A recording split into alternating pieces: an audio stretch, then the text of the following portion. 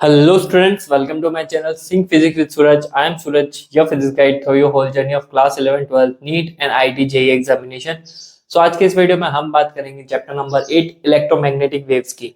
और electromagnetic waves के NCERT exercise को इस वीडियो में हम डिस्कस करने वाले हैं। सारे क्वेश्चंस फर्स्ट क्वेश्चन से लेकर लास्ट क्वेश्चन तक सारे क्वेश्चंस को हम बिना टाइम वेस्ट किए सॉल्व करने की कोशिश करेंगे। तो चलिए शुरू करते हैं। 8.1 क्वेश्चन से शुरू कर रहे हैं। तो क्या पूछा है 8.1 में? Figure 8.5 shows a capacitor made of a two circular plates of each of radius 12 centimetre. ठीक है, दो प्लेट्स दे रखी है, made of a two circular plates. Radius कितनी दे रखी है इन्होंने? रेडियस दे रखी है 12 सेंटीमीटर। सेपरेशन कितनी दे रखी है? 5 मिलीमीटर। किसी किसी जगह पे 5 सेंटीमीटर भी लिखा हुआ आता है, किसी जगह पे 5 मिलीमीटर भी आता है। नॉट श्योर कौन सा है, तो हम इस क्वेश्चन को 5 मिलीमीटर डिस्टेंस से करेंगे।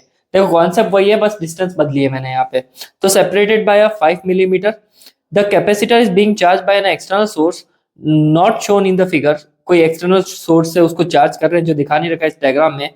The charging current is constant and equals to the 0.5 ampere. तो पहले तो इनको कन्वर्ट कर लो आप।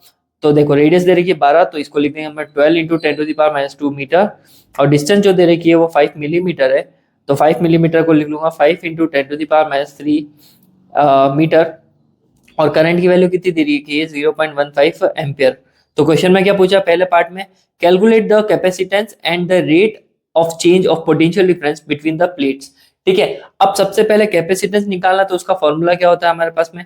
कैपेसिटेंस का जो फॉर्मूला होता है बच्चों, वो होता है C equals to A epsilon naught upon D। But first of all we need to find area ना। तो एरिया के लिए लग जाएगा, प्लेट सर्कुलर है तो पाई आर स्क्वायर, और पाई की वैल्यू डाल देंगे हम। कितनी डालेंगे यहाँ पे? पाई रहने देते एक बार। आर क्या हो जाएगा हमारे पास में? 12 इंटू 10⁻⁻12 का स्क्वायर। ये एरिया आ गया। एप्सिलॉन नॉट की वैल्यू आपको पता होनी चाहिए कितनी है? 8.85 इंटू 10⁻⁻12। तो ये कैपेसिटेंस की वैल्यू भी हमने, सॉरी एप्सिलॉन नॉट की वैल्यू भी हमने डाल दी है। अब इन सब वैल्यूज को हमें सॉल्व करना है बस। तो वैल्यूज पुट करो 1 बाय 1 करके। ये हो जाएगा पाई, और 12 इंटू 10⁻⁻12 और उसका स्क्वायर हो रहा है। एप्सिलॉन नॉट आ जाएगा 8.85 इंटू 10⁻12। डी कितना दे रखा है हमारे पास में? 5 इंटू 10⁻3। इसको सिंप्लीफाई कर लेंगे हम, तो वी गॉट द वैल्यू। तो सबसे पहले सिंप्लीफाई करने के लिए वैल्यूज पुट करो सही सही तरीके से। तो देखो पाई की वैल्यू हो जाएगी 3.14। ये हो जाएगा 12 इंटू 12 इंटू 10⁻12। देखो स्क्वायर हो रहा है तो 24 हो जाएगा। ये हो जाएगा 8.85 इंटू 10⁻12, और इसको सॉल्व करेंगे 5 इंटू 10⁻3। पावर्स एक साइड में, वैल्यूज एक साइड में, तो ये हो जाएगा 3.14 into 12 into 12 into 8.85 divided by 5, और पावर्स हो जाएगी इस साइड में, और ये हो गया 10⁻3। जब आप इसको पूरा सॉल्व करोगे तो आपके पास में एक आंसर आएगा सर्टेन, आपको पता पड़ जाएगा वो। ठीक है, तो कैलकुलेटर यूज अलाउड नहीं है, बट आप खुद से ट्राई करने की कोशिश करना। तो ये जब सॉल्व करोगे तो इतना कुछ इसके आसपास आएगा, जिसको हम लिख सकते हैं 80.1 माइक्रोफेराडे। आप इसको ऐसे भी लिख सकते हो, अप्रोक्स 80 माइक्रोफेराडे। ठीक है, अप्रोक्स 80 माइक्रोफेराडे के आसपास इसमें आपको आंसर मिल रहा है। अब इसने क्या बोला है? क्वेश्चन के और भी पार्ट्स है, तो मेरे को एक पेज ऐड करना पड़ेगा यहाँ पे। ठीक है, क्वेश्चन के और भी पार्ट है, एक पेज ऐड कर लिया हमने। और अब इस क्वेश्चन के सेकंड पार्ट की बात करते हैं। पहला तो आ गया आपके पास, पहले के अंदर ही पूछा है rate of change of potential difference across the plate, तो वो भी निकालना है हमें। तो रेट ऑफ चेंज ऑफ निकालने के लिए क्या करना पड़ेगा हमें? बात कर सकते हैं हम। देखो चार्ज इक्वल्स टू CV होता है हमारे पास में। करंट का फॉर्मूला क्या होता है हमारे पास में? DQ upon DT। ठीक है, मैं यहाँ पे Q की वैल्यू डाल दूं तो ये हमारे पास में क्या आ जाएगा? वैसे क्या निकालना था हमें? पोटेंशियल नहीं निकालना है, इसमें हमें निकालना है rate of change of potential, मतलब dV अपॉन DT निकालना है। टाइम के रेस्पेक्ट में पोटेंशियल में कितना चेंज हो रहा है वो। तो Q की वैल्यू यहाँ पे डालोगे तो d/dt ऑफ CV। देखो कैपेसिटेंस इज कांस्टेंट, तो बाहर आ जाएगा dV अपॉन dt। तो dV अपॉन dt किसके बराबर आ जाएगा? I अपॉन C के बराबर। ठीक है, सिंपल सी बात है। तो आई हमारे पास हमारा 0.15 और सी हमारे पास में जो आया है वो कितना आया हमारे पास में, अभी बताया था मैंने, यस 80.1 इंटू 10⁻⁻12 फेराडे, और ये हमारे पास में एम्पियर। तो आप जब इसको सॉल्व करोगे तो आपको वापस एक आंसर मिल जाएगा, बहुत ही सिंपल सा आंसर मिलेगा, 1.87 के आसपास कुछ आएगा। और पूरा प्रॉपरली सॉल्व करोगे ना पावर वावर और ये सब रिड्यूस करके, तो ये आपके पास में आंसर आ जाएगा। रेट ऑफ चेंज है तो वोल्ट पर सेकंड इसकी यूनिट लग जाएगी। क्लियर? तो इस तरह से आपको ये क्वेश्चन करना है। अभी इस क्वेश्चन के और भी पार्ट है, ये यहीं पे खत्म नहीं हुआ है। Obtain the displacement current across the plates, हमें डिस्प्लेसमेंट करंट भी निकालना है। ठीक है, डिस्प्लेसमेंट करंट निकालना है तो सबसे पहले बी के लिए from the continuity, from the continuity, continuity से क्या कह सकता हूं मैं, डिस्प्लेसमेंट जो करंट है, डिस्प्लेसमेंट करंट है, डिस्प्लेसमेंट जो करंट है, एक मिनट मेरे को यहाँ पे लिखना पड़ेगा, displacement current from continuity, displacement current जो होगा कंटिन्यूअस करंट के बराबर होगा, कंटिन्यूअस करंट के बराबर होगा। आपके टीचर ने पढ़ाया होगा इसको आपके क्लास में कि कंटिन्यूटी होती है, डिस्प्लेसमेंट करंट जो होता है कंटिन्यूअस करंट के हमेशा क्या होता है, इक्वल। ठीक है, तो मैं यहां से लिख सकता हूं ना कि आई जो डिस्प्लेसमेंट करंट आएगा वो हमारे पास में आई ही रहेगा, मतलब कि डिस्प्लेसमेंट करंट की वैल्यू नॉर्मल करंट की वैल्यू के बराबर ही आएगी। ठीक है, चलो आगे देखते हैं। इसमें सी पोर्शन और पूछा है, is Kirchhoff's first rule junction rule valid at each plate of a capacitor, explain. क्या जंक्शन रूल सब जगह पे सेम रहेगा? तो अभी मैंने बात करी थी कंटिन्यूटी की वजह से जंक्शन रूल हर पॉइंट पे हर जगह पे क्या रहेगा, हमेशा सेम रहेगा। ठीक है, तो सी वाले का आंसर रहेगा सेम फॉर ऑल पॉइंट्स, हर जगह पे क्या रहेगा, सेम रहेगा। क्लियर? चलो आगे चलते हैं। 8.2, 8.2 में क्या पूछा है देखते हैं।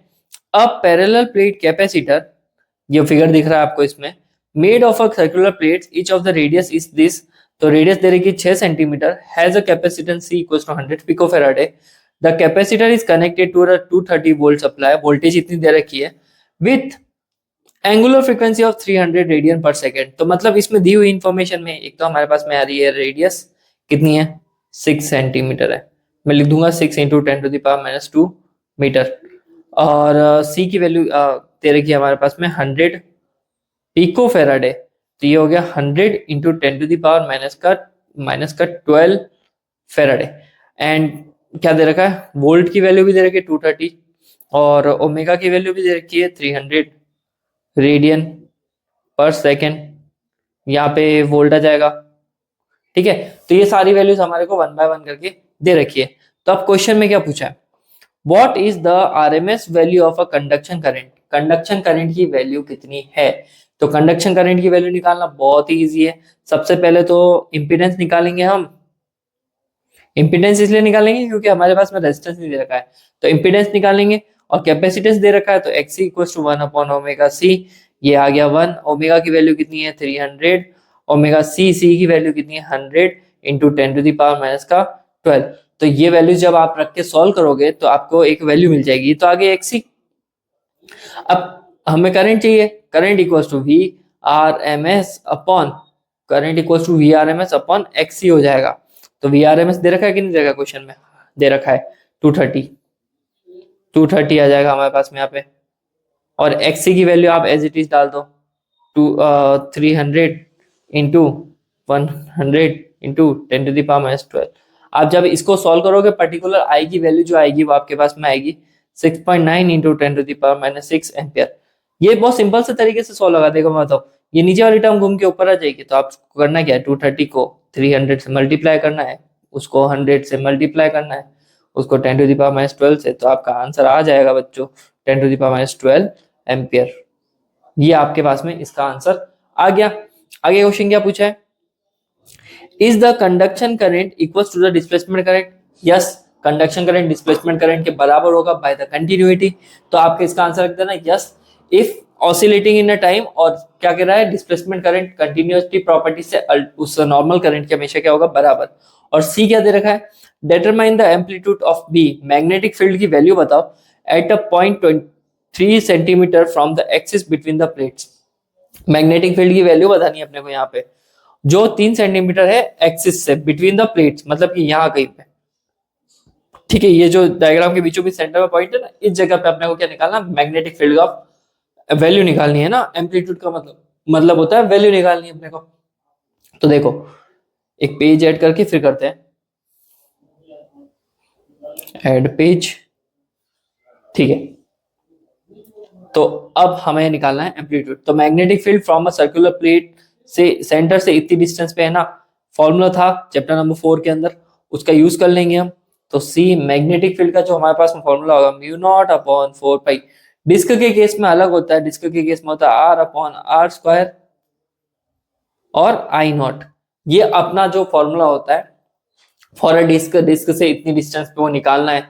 तो अभी हमें 3 सेंटीमीटर डिस्टेंस पे निकालना है। तो देखो म्यू नॉट की वैल्यू क्या होती है, 4 pi into 10⁻⁻⁷। 4 pi as it is ही चलेगा। आर कितना दे रखा है हमें, आर कितना दे रखा है हमारे पास, पहली बात तो पीक वैल्यू भी निकालनी पड़ेगी, अभी आरएमएस दे रखा है। आर हमारे को कितना दे रखा है इस क्वेश्चन में,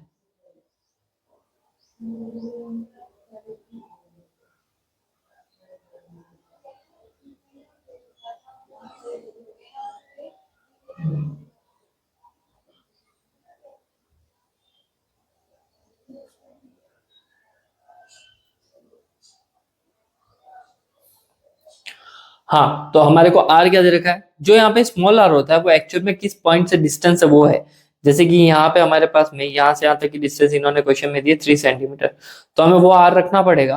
तो ये हो गया बच्चों 3 इंटू 10⁻⁻ माइनस का 3 सेंटीमीटर दे रखा है ना, -2 हो जाएगा आर। और दूसरा वाला जो आर है वो एक्चुअल में क्या है, डिस्क की रेडियस होती है। तो रेडियस इन्होंने 6 दे रखी है, तो 6 इंटू 10⁻⁻2 और इसका स्क्वायर है, ठीक है। और फिर रही बात आई नॉट की, तो देखो आई नॉट में एक साइड में निकाल देता हूँ। आई नॉट जो होता है वो होता है √2 इंटू IRMS, ठीक है। √2 तो एज इट इज है, IRMS अभी निकाला होगा आपने, ये रहा 6.9 इंटू 10⁻, 6.9 इंटू 10⁻- का 12, ठीक है, एम्पियर। तो ये हमने यहाँ पे वैल्यूज डालनी है।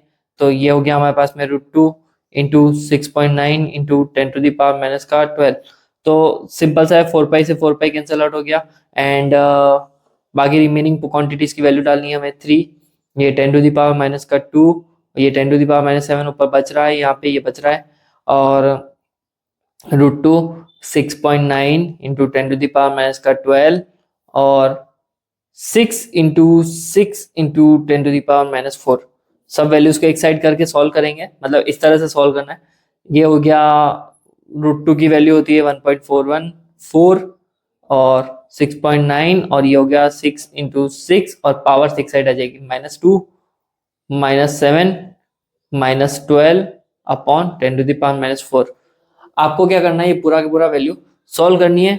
ये आपका होमवर्क रहेगा, इसको सॉल्व करके बताना मुझे कमेंट सेक्शन में, इसका आंसर बताना, बहुत सिंपल सा है, ठीक है। तो ये 3 इंटू, इसको एक अलग पोर्शन में सॉल्व करना, पावर्स को एक अलग पोर्शन में सॉल्व करने की कोशिश करना, ठीक है। अगला क्वेश्चन देखते हैं 8.3। क्या पूछा है 8.3 में, what physical quantity is the same for the X ray of wavelength 10⁻⁻10। देखो एक्सरे दे रखा है, एक्सरे की है ना वेवलेंथ दे रखी है इन्होंने, कितनी 10⁻10 मीटर। रेड लाइट की वेवलेंथ दे रखी है, रेड लाइट की वेवलेंथ जो दे रखी है वो दे रखी है 6800 ampere, sorry sorry sorry, angstrom. Radio wave of wavelength कितनी दे रखी है, रेडियो की कितनी दे रखी है, रेडियो के लिए दे रखी है 500 मीटर। इसने बोला इन तीनों तरह की डिफरेंट वेवलेंथ के लिए कौन सी फिजिकल क्वांटिटी ऐसी है जो उनके लिए क्या रहेगी, सेम रहेगी। तो एक्चुअल में बताता हूं, इन तीनों की वेवलेंथ डिफरेंट होने से इनकी स्पीड ऑफ लाइट पे कोई फर्क नहीं पड़ने वाला। इनकी स्पीड जो है वो उस पर कोई फर्क नहीं पड़ेगा, क्योंकि तीनों के तीनों अप्रॉक्स स्पीड ऑफ लाइट की स्पीड से ट्रैवल करती है। तो तीनों के लिए ये वाली फिजिकल क्वांटिटी जो है वो बदलेगी नहीं, इनकी स्पीड नहीं बदलने वाली, ठीक है। आई होप आपको समझ में आया होगा बच्चों। अब आ रहा है हमारे पास में अगला क्वेश्चन 8.4, ठीक है। 8.4 क्वेश्चन में क्या पूछा है, 8.4 में a plane electromagnetic waves travels in a vacuum along the Z X direction. एक प्लेन इलेक्ट्रोमैग्नेटिक वेव है जो है ना जेड डायरेक्शन में मूव कर रही है। What can you say about the directions of its electric and magnetic field vector. मतलब इलेक्ट्रिक और मैग्नेटिक फील्ड किस डायरेक्शन में होंगे वो बताना है अपने को। If the frequency of the wave is 30 megahertz, what is it's wavelength. ठीक है, सबसे पहले न्यूमेरिकल पार्ट कर लेते हैं, देन डायरेक्शन वाला पार्ट कर लूंगा मैं। तो अगर इसकी फ्रीक्वेंसी दे रखी है, कोई इलेक्ट्रोमैग्नेटिक वेव है, तो फ्रीक्वेंसी कितनी दे रखी है, 30 मेगा हर्ट्ज दे रखी है। तो इसको कन्वर्ट करेंगे 30 इंटू 10⁶ हर्ट्ज, इतनी फ्रीक्वेंसी दे रखी है। तो आप बताओ इसकी वेवलेंथ कितनी होगी। तो वेवलेंथ का फॉर्मूला कितना होता है, wavelength lambda equals to C by frequency.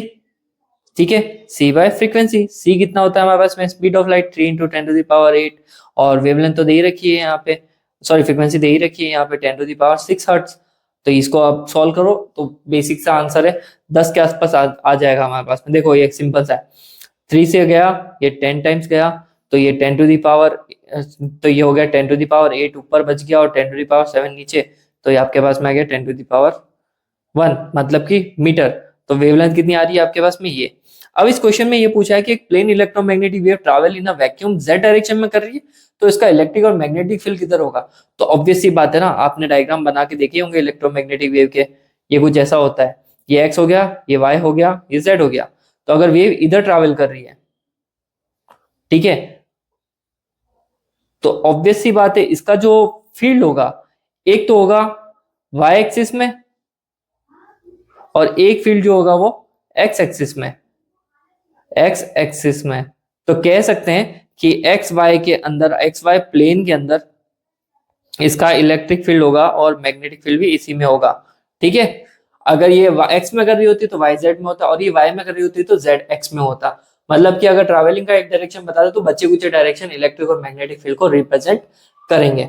ठीक है, अगले क्वेश्चन की तरफ बढ़ते हैं हम। 8.5 a radio can tune into any station in a the 7.5 megahertz to 12 megahertz band, what is the corresponding wavelength band। ठीक है, इन्होंने यहाँ पे दो फ्रीक्वेंसी दी है। पहले बात तो क्वेश्चन को समझने की कोशिश करो। एक रेडियो को ट्यून किया जा सकता है किसी भी स्टेशन पे, ठीक है, जहां पे उसकी फ्रीक्वेंसी कितनी दी है, 7.5 मेगाहर्ट्ज टू 12 मेगाहर्ट्ज के आसपास बैंड होता है उस रेडियो वेव का। ठीक है, तो कॉरेस्पॉन्डिंग वेवलेंथ बैंड कितना होगा, तो मतलब वेवलेंथ निकालनी है हमें। तो फ्रीक्वेंसी 1 दे रखी है कितनी, 7.5 megahertz, we can convert it into 7.5 into 10⁻⁻, plus का 6 हर्ट्ज, और न्यू2 किसका है, न्यू2 कितना है, 12 मेगाहर्ट्ज। तो इसको लिख दूंगा 12 इंटू 10⁻6 हर्ट्ज।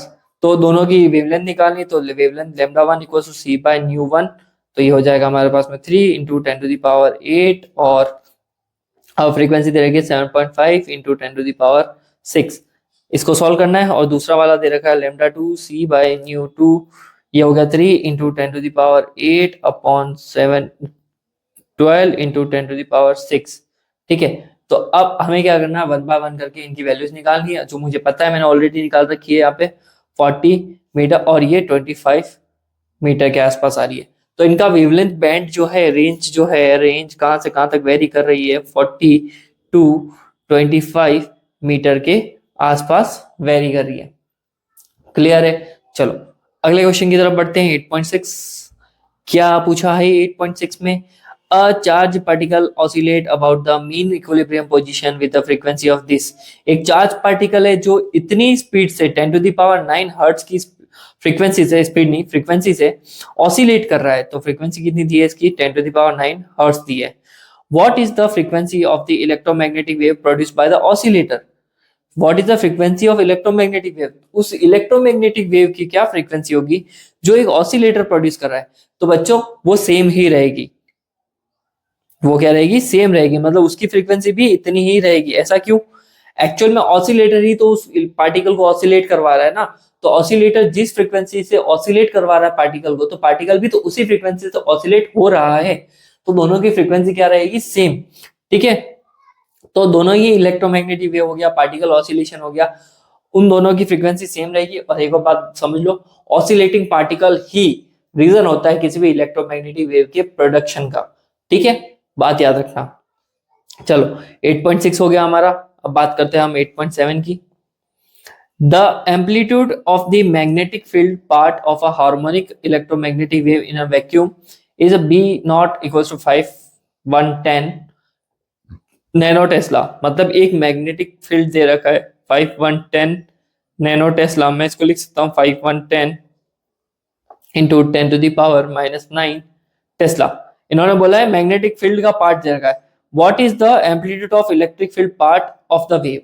इलेक्ट्रिक फील्ड की वैल्यू क्या होगी अगर मैग्नेटिक फील्ड इतना दे रखा है। तो मैं एक रिलेशन बता दूं कि अगर इलेक्ट्रिक फील्ड निकालना हो और आपको मैग्नेटिक फील्ड दे रखा हो तो उसकी मदद से आप निकाल सकते हो।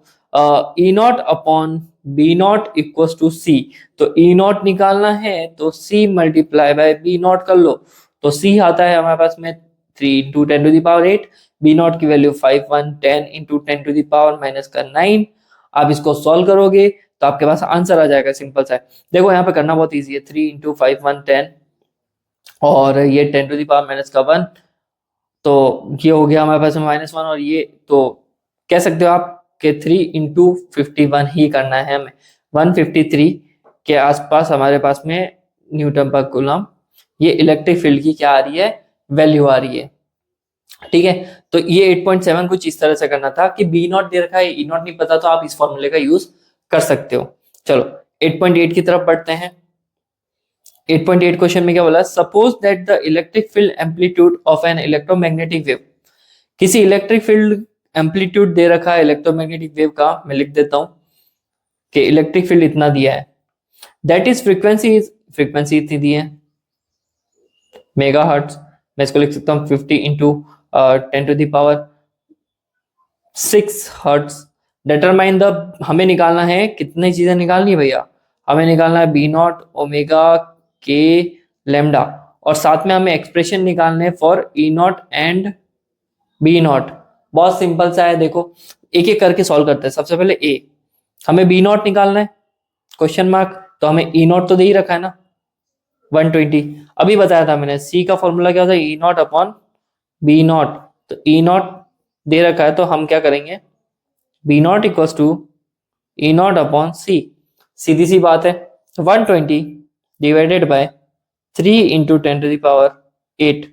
इससे ये कैंसिल आउट हो जाएगा, ये 40 टाइम्स आ जाएगा। तो हम लिख सकते हैं कि बी नॉट की जो वैल्यू है, बी नॉट की वैल्यू है वो हमारे पास में 40 इंटू 10⁻⁻8 या फिर आप लिख सकते हो 4 इंटू 10⁻⁻7 टेस्ला। ये मैग्नेटिक फील्ड आ गया हमारे पास में। सेकंड क्वेश्चन में क्या पूछा उसने, ओमेगा की वैल्यू बताओ। तो बी में ओमेगा निकालना है हमें।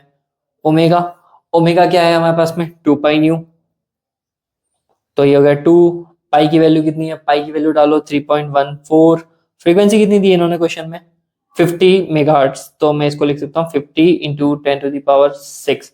यहाँ से पॉइंट रिमूव करूंगा, ये 10 आ जाएगा, सॉरी 100 आ जाएगा। 1 टाइम 50, 50 से 50 कैंसल आउट, तो 314 इंटू 10⁻6 लिख सकते हो आप। 314 इंटू 10⁻6 लिख सकते हो या फिर 3.14 इंटू 10⁸ रेडियन पर सेकेंड भी लिख सकते हो। आगे क्या पूछा उसने, के की वैल्यू बताओ। तो के की वैल्यू बताने के लिए हमें क्या करना पड़ेगा, के का फॉर्मूला लिखना पड़ेगा। तो देखो के का फॉर्मूला होता है आपके पास में ओमेगा अपॉन सी। ठीक है, आप सारे फॉर्मूले देख सकते हो एनसीईआरटी में या फिर आपको नॉर्मल सी चीज गाइड वगैरह पे आपके टीचर ने जो पढ़ाया वहां फॉर्मूला मिल जाएगा। तो K equal to omega by C. Omega आ रहा है हमारे पास में 3.14 इंटू 10⁸ डिवाइडेड बाय 3 इंटू 10⁸। इसको सॉल्व करोगे तो देखो यहाँ पे क्या आ रहा है, ये इससे कैंसल आउट हो गया अप्रोक्स, और 3 1 जा 3.035 जा। इसके आसपास आपको के कांस्टेंट की वैल्यू मिल रही है, ये होता है पर मीटर। ठीक है, के की वैल्यू आ गई। और एक और चीज लिखी है उसमें, लेमडा निकालो। लेमडा निकाल के बताओ। तो लेमडा भी निकाला जा सकता है, lambda equal to C by frequency. C की वैल्यू होती है 3 इंटू 10⁸। फ्रीक्वेंसी कितनी दी है हमें क्वेश्चन में, 50 के आसपास दी है, हाँ 50 इंटू 10⁶। तो आप इसको सॉल्व करोगे you will get the answer. तो देखो यहाँ पे क्या कैंसल आउट हो रहा है, 1 0 से ये वैसे ही कैंसल आउट हो गया, देन 7 हो गया, 56 ऊपर जाएगा, माइनस कैंसल आउट हो जाएगा। ये आपके पास में 6 मीटर के आसपास क्या आ रही है, वेवलेंथ आ रही है। एक पेज और रेड कर लेते हैं क्योंकि क्वेश्चन थोड़ा लेंथी है। ठीक है, तो अब हम क्या करेंगे,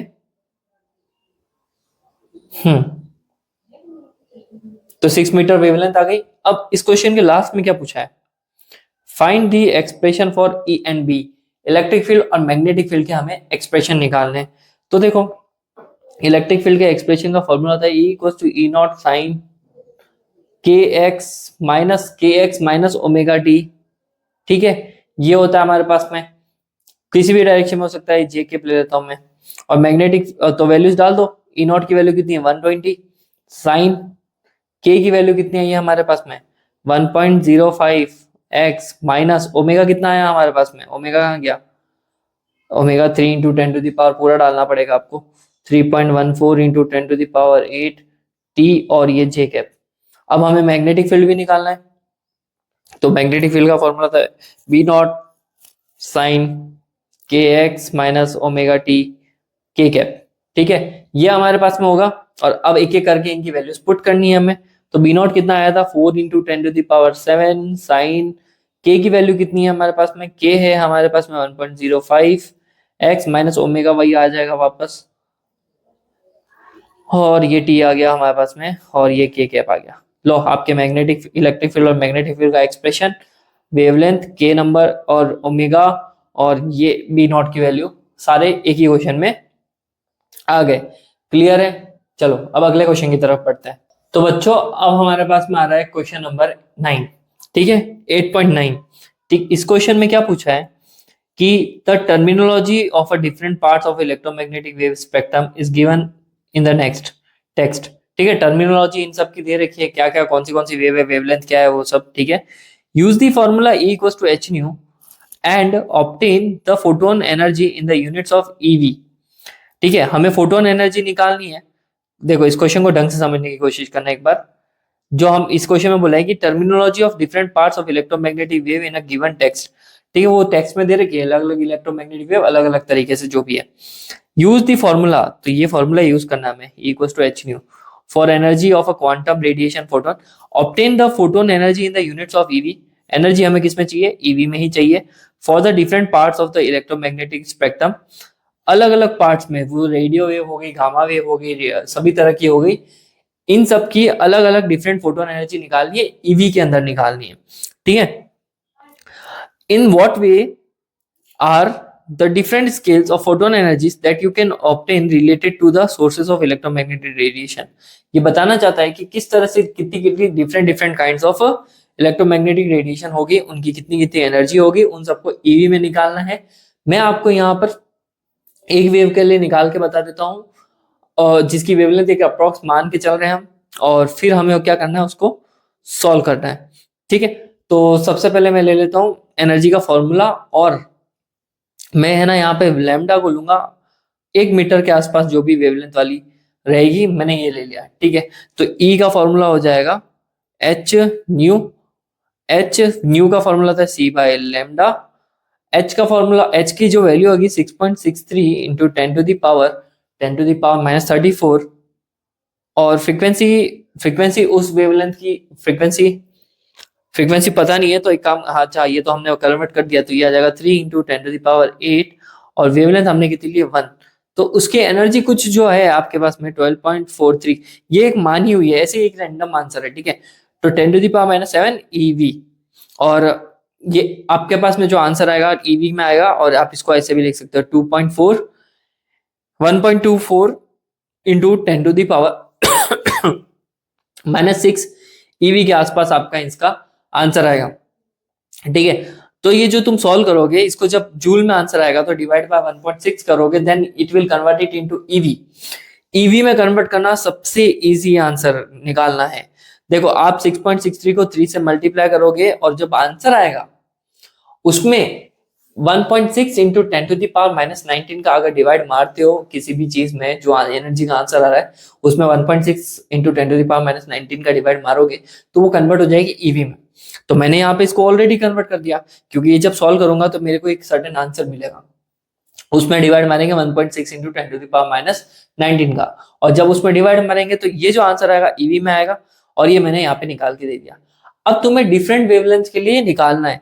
मैंने तो क्या करा, यहाँ पे वेवलेंथ को लैम्डा इक्वल्स टू 1 लेके एक अप्रोक्स आंसर से करा है। आपको तो डिफरेंट वेवलेंथ लेनी है, जैसे कि रेडियो वेव की वेवलेंथ कितनी होती है बता सकता है कोई? वो होती है 0.1 मीटर के आसपास। ये वाला आपको इस लेमडा की जगह पर रख के सॉल्व करना है। देन उसके बाद में माइक्रोवेव आएगी, ठीक है। माइक्रोवेव की वेवलेंथ कितनी होती है? 0.1 से लेकर 0.1 मीटर से लेकर 1 मिलीमीटर तक होती है। ऐसे ही करके तुम्हारे इंफ्रारेड, विजिबल, यूवी, ठीक है, एक्सरे और सब आएगी। हर एक को आपको इस वाले फॉर्मूले में पुट करना है, जहां पर E इक्वल टू क्या है? H C upon lambda. H हमेशा सबके लिए फिक्स रहेगा, C is also fix for everyone. बस तुम्हें डिफरेंट डिफरेंट वेवलेंथ को वहां पे पुट करके सॉल्व करना है, ठीक है। चलो अगले क्वेश्चन की तरफ बढ़ते हैं फटाफट। 8.10 in a plane electromagnetic wave the electric field oscillates sinusoidally at a frequency of this, ठीक है। तो एक तो इलेक्ट्रोमैग्नेटिक वेव की फ्रीक्वेंसी दे रखी है इतनी, ठीक है, और क्या दे रखा है? Electric field of amplitude of 48, तो इलेक्ट्रिक फील्ड की वैल्यू भी दे रखी है 48 वोल्ट पर मीटर, ठीक है। तो ये हमारे को वैल्यूज दी है 48 वोल्ट पर मीटर। और आगे क्या बोला है? What is the wavelength of the wave? Wavelength निकालनी है, तो वेवलेंथ हो जाएगी हमारे पास में क्या? C by lambda, C by nu, C by nu, ठीक है। स्पीड अपॉन फ्रीक्वेंसी, स्पीड कितनी है? 3 इंटू 10 टू द पावर 8, और फ्रीक्वेंसी कितनी डालनी है अपने को? 2 इंटू 10 टू द पावर 10। अब इसको सॉल्व करो तो आपको पहले का आंसर मिल जाएगा, ठीक है। आपको क्या करना है? 3/2 कितना हो जाएगा हमारे पास में? 3/2 तो आ गया 1.5, और 10 टू द पावर 8 और ये -2, ये आपके पास में वेवलेंथ आ गई। मीटर लगाना ना भूले, यूनिट है। बी क्वेश्चन में क्या पूछा है? What is the amplitude of oscillating magnetic field? तो मैग्नेटिक फील्ड निकालना, तो ये हो जाएगा हमारे पास में C equals to E not upon B not. तो ई नॉट, तो बी नॉट हो जाएगा हमारे पास में E not divided by C. E not कितना दिया इन्होंने? 48, और सी कितना दिया है? दिया क्या? सी तो पता होना चाहिए, 3 into 10 to the power 8। when you solve this then you will get a certain amount of value, जो हो गया हमारे पास में 1.6 इंटू 10 टू द पावर -7 के आसपास रहेगा, -7 टेस्ला। ये आपका मैग्नेटिक फील्ड भी आ गया। फिर सी में क्या बोला उसने? सी में बोला show that the average energy density of electric field equals to the average energy density of a magnetic field. अपने को बताना है कि average energy density electric field की जो है वो एवरेज एनर्जी डेंसिटी बी के बराबर होती है, और सी को अपने को क्या लेना है? ये लेना है। तो सबसे पहले तो एनर्जी डेंसिटी दोनों के अलग अलग लिखते हैं, ठीक है। तो एनर्जी डेंसिटी मैं इसको लिख देता हूँ, यू ई कितनी होगी? 1/4 एप्सिलॉन नॉट ई का स्क्वायर, ठीक है। और यही हमारे पास में मैग्नेटिक फील्ड की जो एनर्जी होती है वो हमारे पास 1/4 म्यू नॉट बी नॉट का स्क्वायर। तो ये हमारे पास में मैग्नेटिक फील्ड हो गया, और ये हमारी दूसरी वाली, ये मैग्नेटिक फील्ड की एनर्जी डेंसिटी, ये इलेक्ट्रिक फील्ड की एनर्जी डेंसिटी। अब इसमें क्वेश्चन में क्या पूछा है? Show that the average energy density जो इलेक्ट्रिक फील्ड की है वो average energy density magnetic field के क्या है? इक्वल है, ठीक है। तो कर लेते हैं, इसमें क्या है? शो करना है हमें। तो पहली बात तो एक रिलेशन देखते हैं हम, जो रिलेशन है हमारे पास में E not equal to C by C into B not, ठीक है। ये वाला रिलेशन सबको पता है। और एक रिलेशन और सी स्क्वायर जो होता है वो आप ऐसे भी तो लिख सकते हो, अंडर रूट म्यू नॉट और एप्सिलॉन नॉट, या फिर ऐसा लिख दो C square equal to 1 mu not epsilon not. ये रिलेशन भी ध्यान में होगा। तो मुझे क्या करना है यहाँ पे?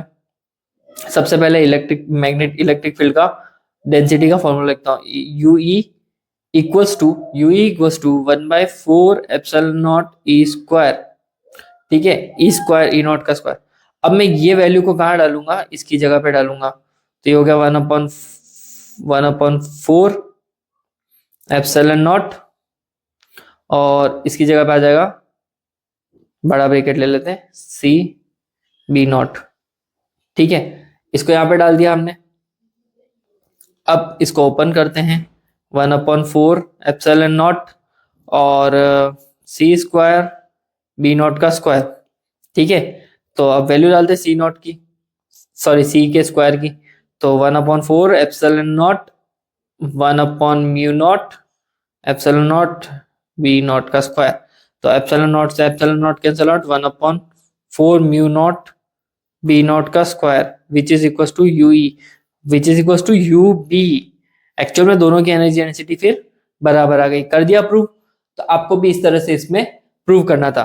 एक एनर्जी डेंसिटी का फॉर्मूला डाला, दूसरा एनर्जी डेंसिटी का फॉर्मूला डाला, फिर एक रिलेशन पिक किया यहाँ से, E not equal to C B not, C की वैल्यू डाली यहाँ से, इसको वैल्यूज को पुट करते गए, सॉल्व करते गए और आपका आंसर आ गया। You have to prove it by yourself, ठीक है। एक बार बिना देखे इसको कोशिश करना, खुद से हो जाए, ठीक है। आई होप वीडियो यहाँ तक देखी होगी। तो वीडियो देख लिए यहाँ तक तो एक लाइक तो बनता है, लाइक कीजिए और चैनल को सब्सक्राइब करके जरूर जाइएगा। आपके लिए मेहनत करके वीडियोस लेके आ रहे हैं और मिलते हैं नेक्स्ट वीडियो में। तब तक के लिए बाय बाय, टेक केयर।